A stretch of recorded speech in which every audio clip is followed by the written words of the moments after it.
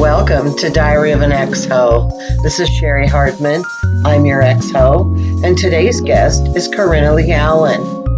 So sit back, enjoy the podcast, and remember the old saying, always a bridesmaid when you're a hoe.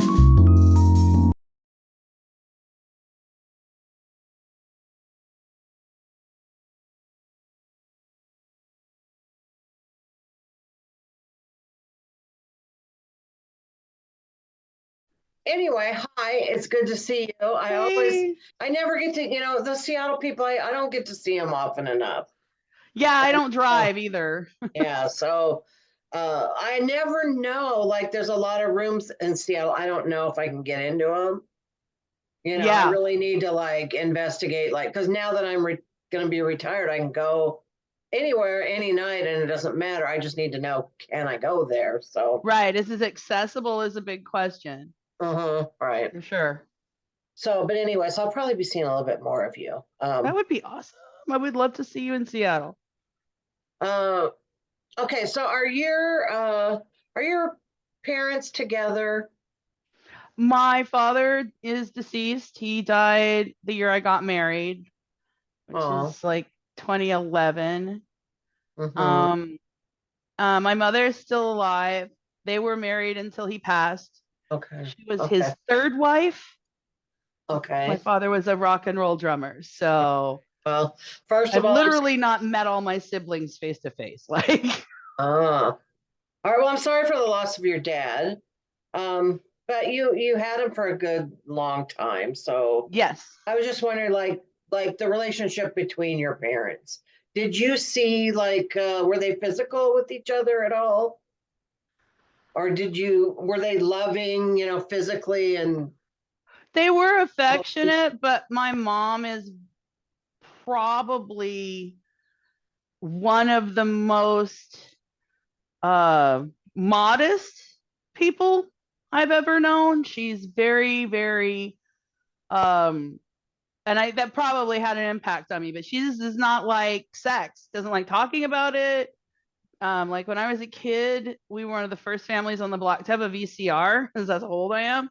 And right? when mom would record movies off of HBO, she would delete all of the anything that was more explicit than kissing. She would Oh, delete it. So all of her movies were like her edits. Her right, favorite romances were like those Victorian Regency things where the most that ever happens is some, kissing and heavy petting. right. Uh, so she just Now, was she didn't. is she religious or just Yeah, yeah, okay? super, Okay. super religious. And like So it's what definitely. kind of religion? Well, it's kind of funny because she was raised Catholic, but my parents were both really big evangelicals. Okay. They were part of a lot of the stuff that you see happening today. That's kind of like wild and crazy. That all sort of started, in the late '70s when satellite television became a thing. Mm-hmm. Uh, there was a television network that launched called PTL. It was Jim and Tammy Oh, Faye Baker's network. So they yeah. worked for them for like 4 years. Oh, really? Yeah. Like technically that's my first TV credit is the PTL club with Jim and Tammy Faye Baker, which is a wild Ah. thing to put on a festival application. You'll get Okay. weird So emails. my parents, same background. We basically come from that same religious background. So if you Right, say right. anything, I will understand the lingo, but we don't need to talk about. I don't Okay. know. How do you think that growing up like that affected you? Oh, I do think it had a huge impact on my sexuality. I'm bisexual. And so it was really, really hard for a long time for me to understand that part of myself Mm-hmm. because of what I had been taught in that environment and how that environment treats queer people. Right. So you internalize a lot of really, really bad ideas, a lot of really broken stuff that really stems from patriarchy and oftentimes isn't really even necessarily what the message might have been in some of those scriptures. You know what I mean? It seems Right. like Right. it gets cherry picked and twisted to be like, dudes are supposed to be in charge of you your whole life if you're a girl, and you can only be like this if you're a girl, Yeah. it seems about control. Uh-huh. So it really had a big impact on me, and it took me a long time to unwind it, honestly. It was definitely stuff I still talk about in therapy. So Yeah. it's very, very permanent impact for me. Right. I understand that. What can you tell me about? And you can take this question however you want it. Like, can you think of like your first sexual awakening, like when you first realized there's something going on in this world that I previously wasn't aware of? Anything that you could tell me along those lines? Well, um, yeah, I noticed as a child that there was this whole subject that was sort of off limits. I would ask questions and I would be redirected, if that Mm-hmm. makes any sense. Right. And so there was a point at which I became aware that I was being redirected and led away from answers that I was looking for. And I've always been a nosy little fucker. Like, I've always been a nulf, a nosy little fucker. Like, I've always wanted to know shit. And so it became like a game to try to figure out how to get around my parents, who were sort of standing in the way of me knowing stuff. That was how it felt. They were very honest with me about sex itself, the act of procreation. Right. No one told me I came from a stork or any of Right. that. Right. But I remember being in the first grade, and all of my friends and all our classmates, a little knot of us, decided we were all going to do this thing where we went home and we asked our parents where babies came from. We were like 6, right? Mm-hmm. And then everyone came back to school the next day and told the story of whatever their parents told them. Right. So we were like basically polling the delegation to find out what's going on here, at 6. Mm-hmm. And my parents told me the truth. And I ended up making it weird because when I went back to school, I told the other kids what my parents told me, which was basically like, when a man and a woman love each other very much, they take off all their clothes and mash their private parts together. And 9 months later, there's a baby. And you shouldn't do it till you're married. And so like the school called my parents because I had talked about naked, and they were freaking out over that. So like they told me the truth, but their version of it, Right. Right. I remember being at a slumber party, and I think we were like, maybe we were more like 9, and we were, one girl knew like the whole story, and the rest of us only were still piecing things together. And I remember her saying, the scientific word for it is sex.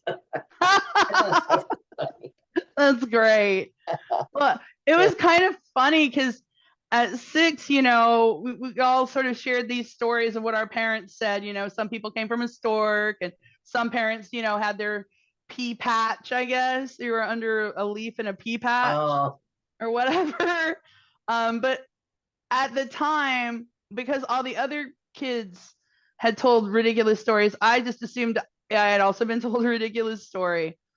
But I noticed how animals procreated, right? And then we moved to a town that was so small when I was a kid. We moved all over, but this one specific place, I was so bored, I ended up reading the whole encyclopedia. Okay. The entire fucking thing. There was no other books to read at the library. I had read them all because this town was so small. Its library was like a couple of $100. So I remember when I got to the letter R for reproduction, going, oh Christ, we do it just like dogs and cats. This is gross. And I don't want to fucking do that.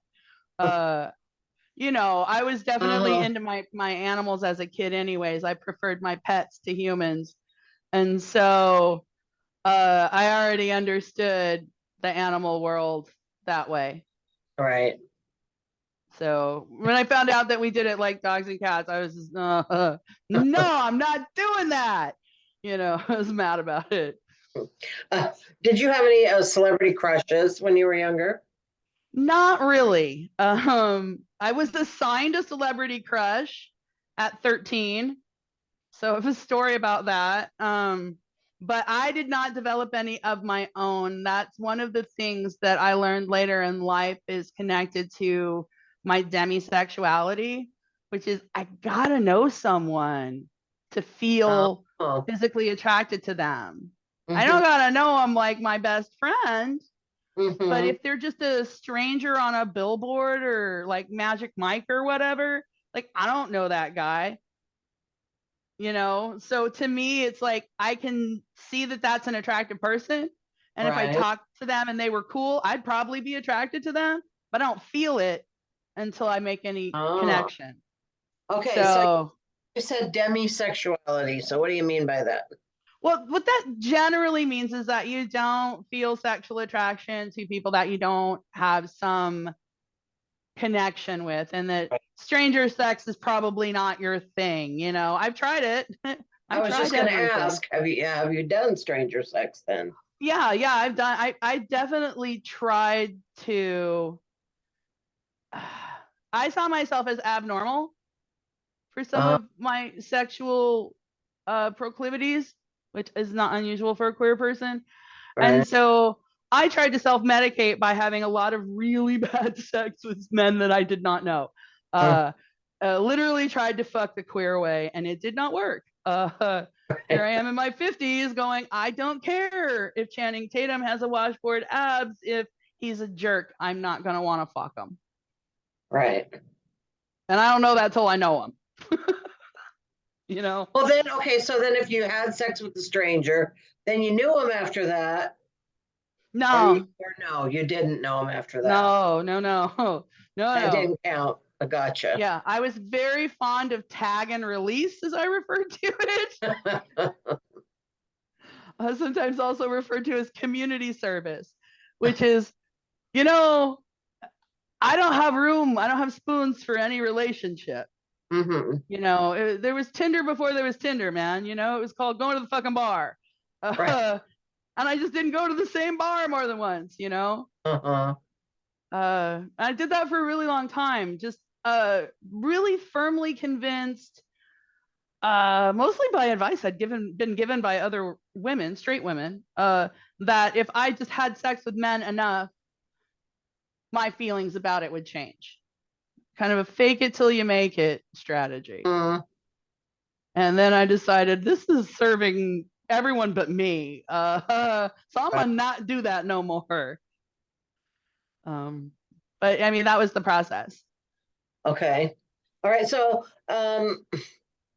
tell me about when you decided that you were going to pursue sex with women and what how that mind change came about. Well, I knew that I'd been attracted to various women over the years, but not very frequently. And I think that's another function of the demisexuality, Right. right? Like, I don't have enough of a personal connection to feel an urge to act. Mm-hmm. Um, I did date a couple of women when I finally decided I just wasn't gonna try to not be attracted to women anymore. I just gave up. Right. But it just didn't work out. And I think that a lot of that was on me. My time in the church and in, the evangelical world that I grew up in, I internalized a lot of really fucked up homophobic shit. And during my second relationship with a woman, it wasn't very long. I just realized, like, I'm not in a position to be doing this.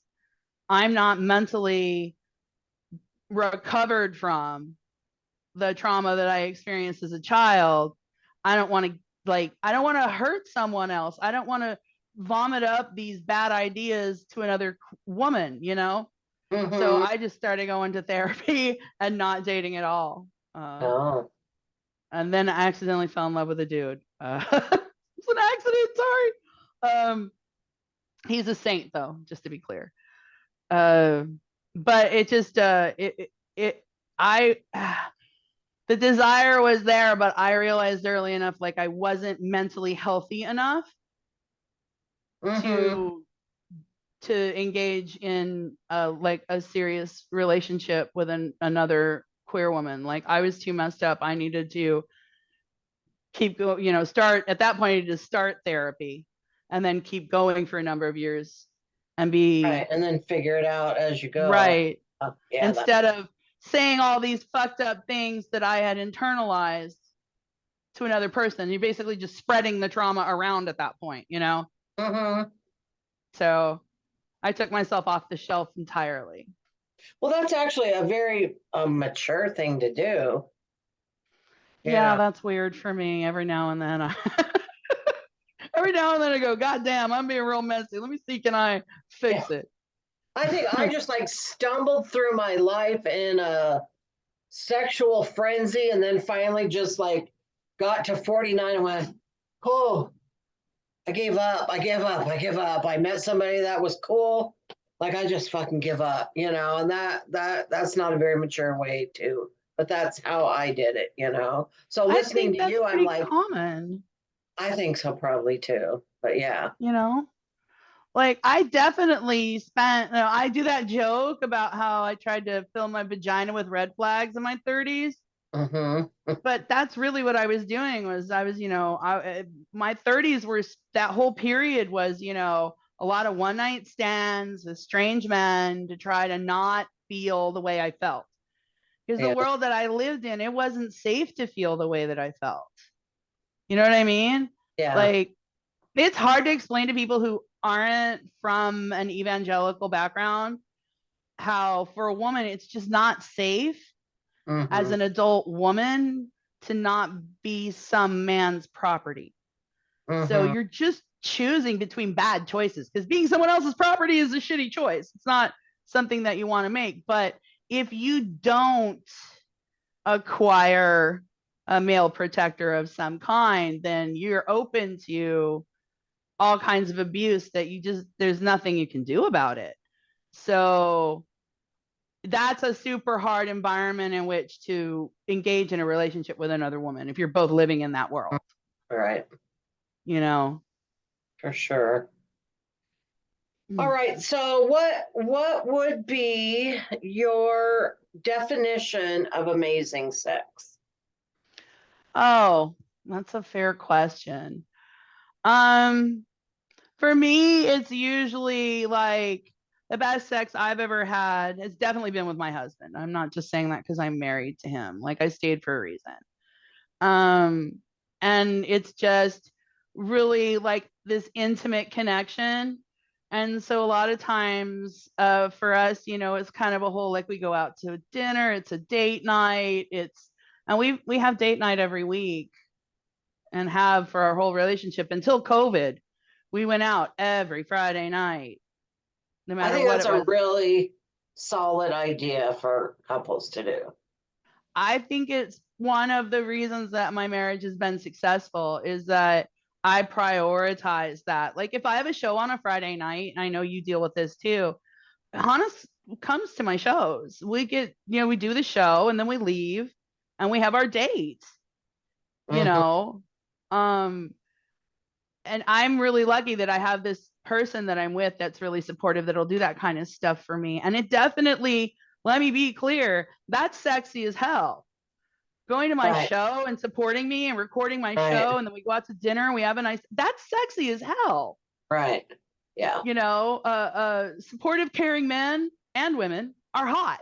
Right. So for me that's definitely a big part of it, like the knowledge that I'm with somebody that I'm actually that cares for me and loves me for who I am. And there's That's that feeling of somebody that's got your back. right. That's That's like 100% true. yeah. I know a lot of people joke about married sex being boring or, subpar in some fashion. And I just don't agree. As somebody who, like, again, spent like the better part of a decade having sex with all these different people, Mm-hmm. My sex life is so much better now, and it's because I'm in love with the person I'm married to, and I know that it's not some, you know, transient state. Right. I can't imagine what it's like for young women now. I'm super glad that there was not the ability to surreptitiously, uh, you know, like the thing with pictures and videos that would have made me not do a lot of experimenting, right? Uh-huh, for sure. Yeah. I feel bad for these girls that are like 20 years old that, are just doing what 20-year-olds are supposed to do. When you're 20, you're supposed to be out fucking. Like Right. your body is telling you to do that. You should listen, Uh-huh. go do that. But a lot of them are running into like the revenge porn and type situations where their Yeah. images are disseminated across the internet without their permission. And it's so easy to do that now. Like you could have done it back in the day when I was whoring around too, but the equipment would have been larger and more obvious. You know what I'm Right. saying? Like the Yeah. cameras weren't so small. Right. Yeah. Um, so that, I mean, I'm grateful I don't have that worry either. I think that leads to better sex also, the idea that it's not being commodified Right. somehow. Can we have some sector of my life that there isn't a price tag on? Would be Mm-hmm. neat. Well, okay, so this makes me curious because of that and because of your other thing you were telling me about. So, do you have interest in porn? I don't. That was one of the, again, that there's certain things that once I understood the whole picture, I was like, oh, I am demisexual. I'd read the term before and kind of went, I wonder, oh, that's what it is. Like, I'm not afraid to ever hand someone my phone to Right. search for something on the internet because they won't find any porn if they think, or pictures. Mm-hmm. It just wasn't ever sexy to me. I did it when I was younger, uh, but it never stuck. Does that make any sense? Yeah, it makes Like, I'm sense. gonna check this out and see what it's all about. But you know what? Like, Yeah. there's some things that are real popular that I don't like, and porn's one of them. I would, if I'm gonna do something like that, I genuinely would rather read erotica than look at pictures. Mm-hmm. And that's I've got a interesting. better editor up here. Yeah, you're the third person that has said something similar to that. So that's interesting. I Um, just think it's the male eye that curates a lot of porn, and so I think it's not appealing to me for that reason. I've never tried, like, I know there's porn you can get that women made it. And that might, I just have never bothered, you know? right. Yeah, I've always thought the same thing. Like, I mean, do I use porn like when I really need to just be in a hurry? Sure. But Right. um, the attitudes of how women are treated in porn in general, I can't, I just don't, Yeah, it's not very sexy. I don't Not to enjoy it. me. Yeah. Like, having described what I think is sexy, porn is like, most of it is kind of the opposite, you know? Now, Mhm. Tamber's told me about some, like I said, there's good porn that's made by women if you want, that. But Right. having like sort of tried before and not tried at all in years, like I don't remember the last time Mm-hmm. I searched for something because I would rather improvise with the person that I'm with, Right. you Yeah. know. Well, if you don't need it, you don't need it. Uh, and I have a vibrator if he's out of Right. town or something. Like Yeah, I keep my vibrator. I've heard what you do to vibrators, though, sister. I actually keep my vibrator rolled up in a pussy hat. You know those pink pussy hats? Uh huh. It's like the perfect vibrator cozy. I swear to God. It's the perfect thing to keep your vibrator in. Um, how's your body image? Uh, I am kind of at this stage in my life where my body's doing that like menopause thing. I'm thickening in the middle. And I have a lot of health issues. that affect the way my body looks and functions.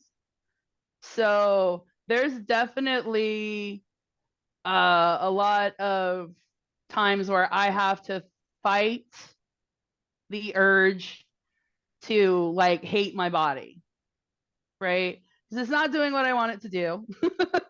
you know, I'm 53, so there are all of these extra duties that I have to give Mm-hmm. it now.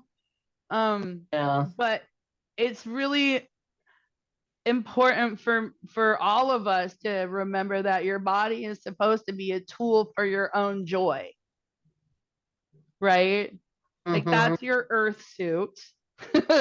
Yeah. Okay, that's the meat sack you were incarnated into. And until science changes it, that's the one that you die in. So you still, even if it's not what you would have picked, right? Like, oh, I wish I'd been born one of these people who never gains a pound and they're perfectly healthy and athletic and stuff. Uh, you weren't though. At least I wasn't, right? Right. Right. So love the one you're with, man. Uh, but that it is a struggle for me, and it always has been. Yeah. I So, do. I realized that I was only asking women that question. And mm, so I'm going to say this every time because if next time I interview a man and I don't ask them that question, I want people to blast me because right. I'm gonna, Come get the yeah, just internet. that's just not right that I do that. So, do you have anything on your sexual bucket list, or have you done everything that I you? when I was young, I made a list in my daytimer. That is how old I am. Of stuff I was gonna do sexually, because for me it was a whole new world. Right. Uh, so I think that I have checked all of those boxes. I think there might be one or two really weird ideas that I had as a young person that I haven't done yet, like have sex in a hot air balloon. That I don't know if that's still appealing to me, you know. Right. But I really feel like I definitely checked all of the boxes that I needed to check to understand myself, Mm-hmm. right? Because that's the real struggle of exploring your sexuality, is figuring out who the fuck you are sexually, Right. and then figuring out how that connects the rest of your life, you know? And so like when you have that comfort, then that knowledge is the power, you Right. know? That's what drives, for me, that's what drives good sex is, you know, I know what I'm doing. I did all of these other things. I know what Right. I like and I don't like. Well, So, and then that plus that just makes it so. Uh, yeah. okay, there's this comedian. Oh my God, back in the maybe like early '80s. Oh, who is it? Uh, Female comedian, and she does this thing about how sex when you're married is like a well-rehearsed mambo. Do you know this joke? And No, I don't. it's like you do this to me, one, two, and I do this to you, three, four. And it's like I love that joke. So it's kind of a That's great. once you have all that exploration under your belt, it's kind of a time saver in a way. So then you can just do what you like and you're comfortable with. And not that you never experiment after that, but a Oh, lot for of that sure. stuff, been there, done that. I'm done, Right. We got out the fruit roll ups and the pop rocks. Yeah.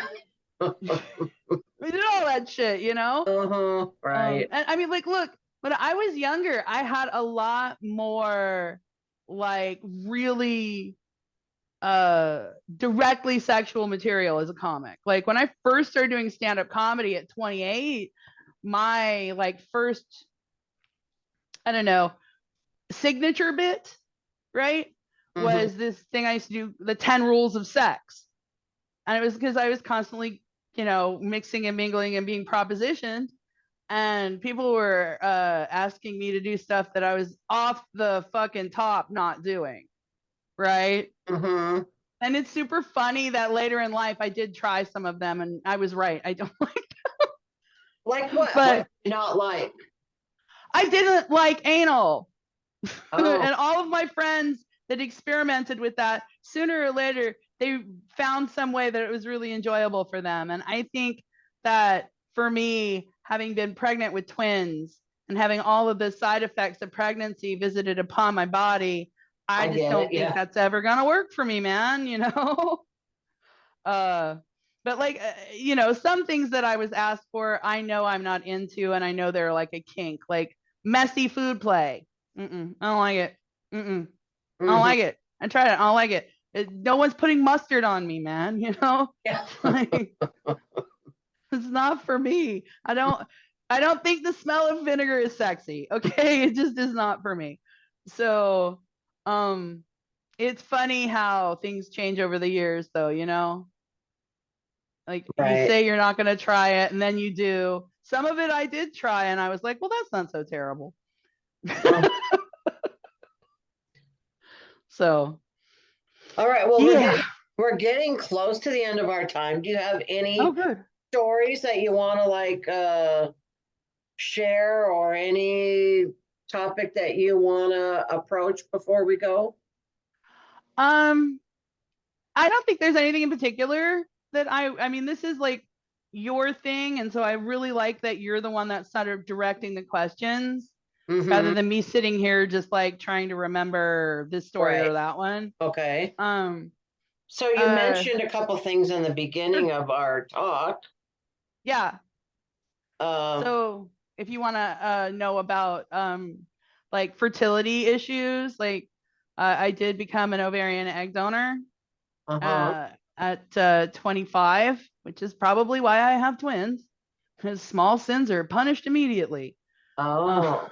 yeah. So how do they do that? So you're an egg donor. So do they give you fertility drugs to up your egg? Oh. Yeah. Normally in a menstrual cycle, a woman's ovaries, one of the two of them will ovulate. So you'll create one ovum per menstruation typically. And then in an ovarian egg donation cycle, you'll create about 30, and it'll be about 15 per ovary. And that is because you are taking hella drugs every day by injection. Are they like make you feel hormonal kind of drugs?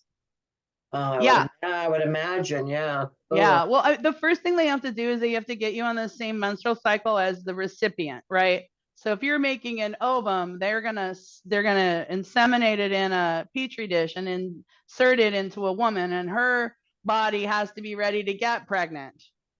So what they do is they take both women and they start giving a drug. At the time, they were using this drug Lupron, and what that does is it drops all of the estrogen out of your system.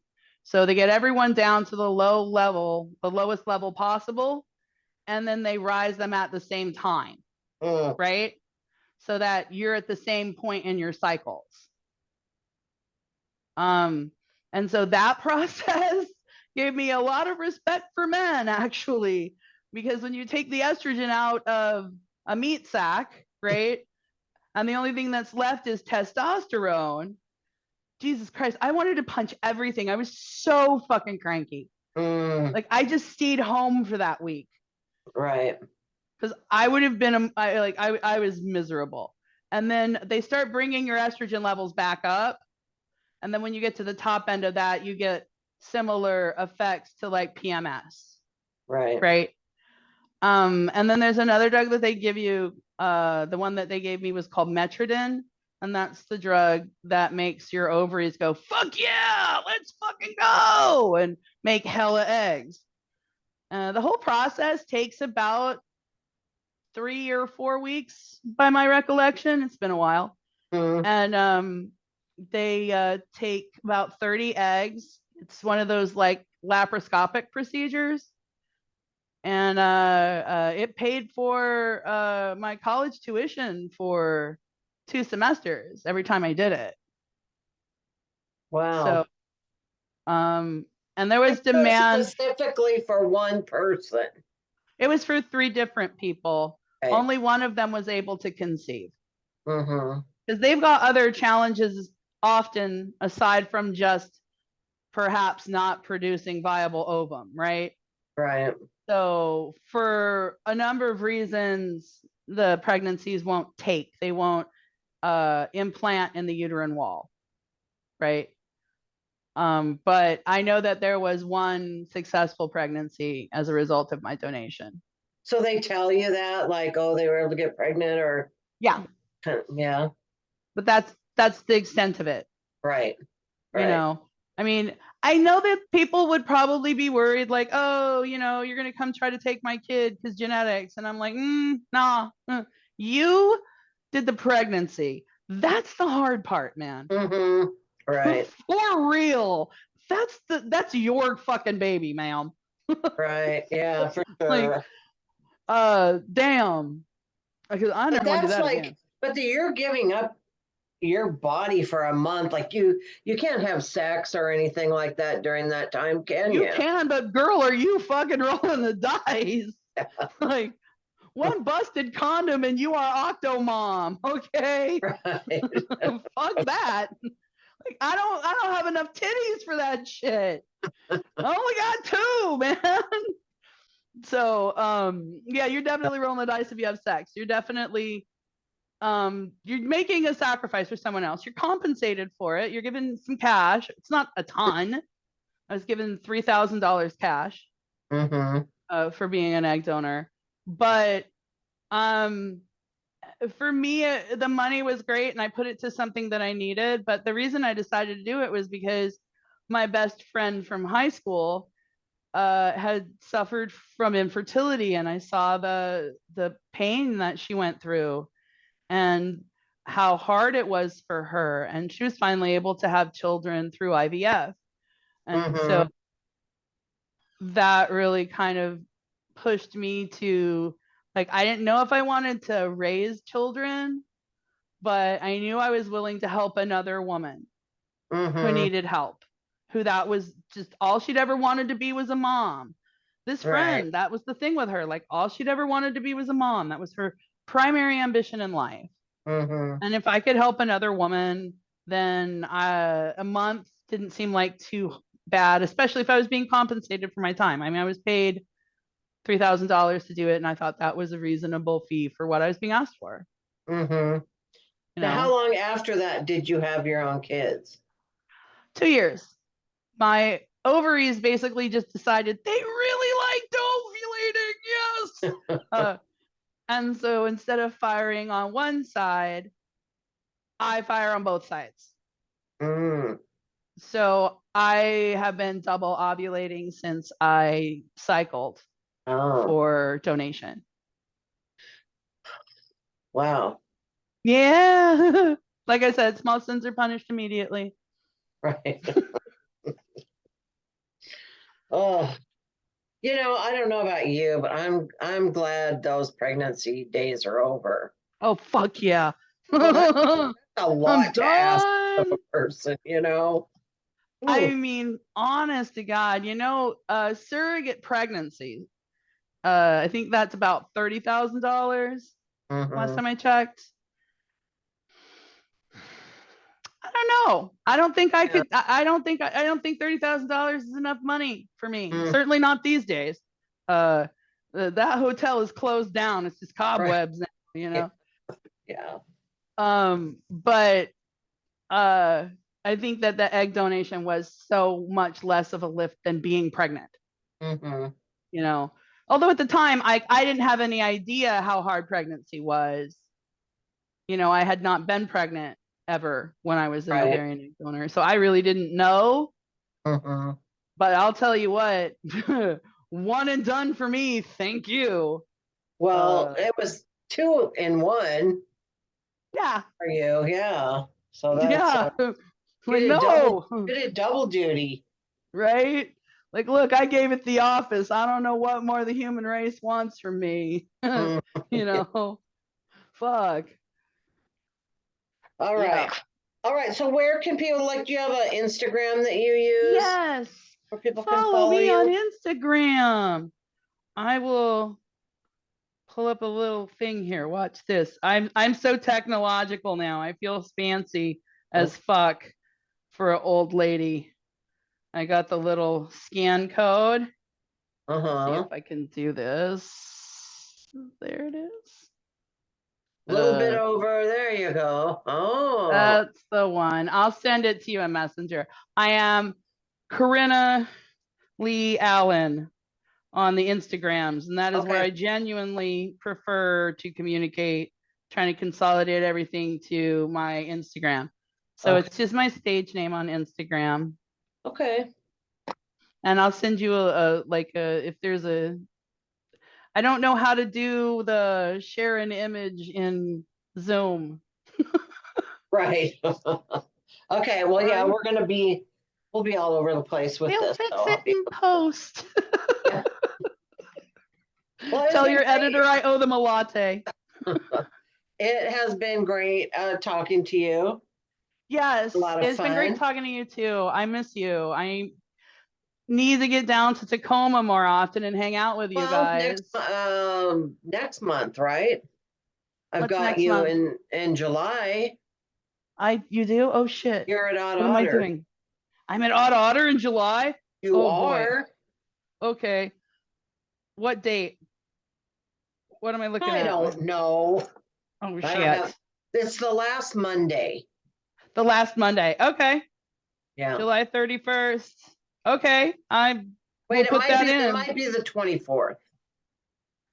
Okay. I'll get back to you. I'll block both of them off. There. I got you and I got Kate. Oh, Kate. I love her. I just saw her last night at 907. We went to 907 last night and Kate was there. I thought about going and I didn't, but we would love to see you at 907 again. If you're going to 907, you have to text me and tell me you're going to be there, because I'll make Felicia go. Okay. Felicia lives right down the street from me now. Oh, cool. Yeah. So if you're going to be at 907, you got to tell me, because I'll drag the crew down so we can hang. All right. Will do. All right. And I'll see you at Odd Otter. This will be exciting. Okay. All right. Bye-bye. I love you. Bye, honey. Love you. Bye-bye.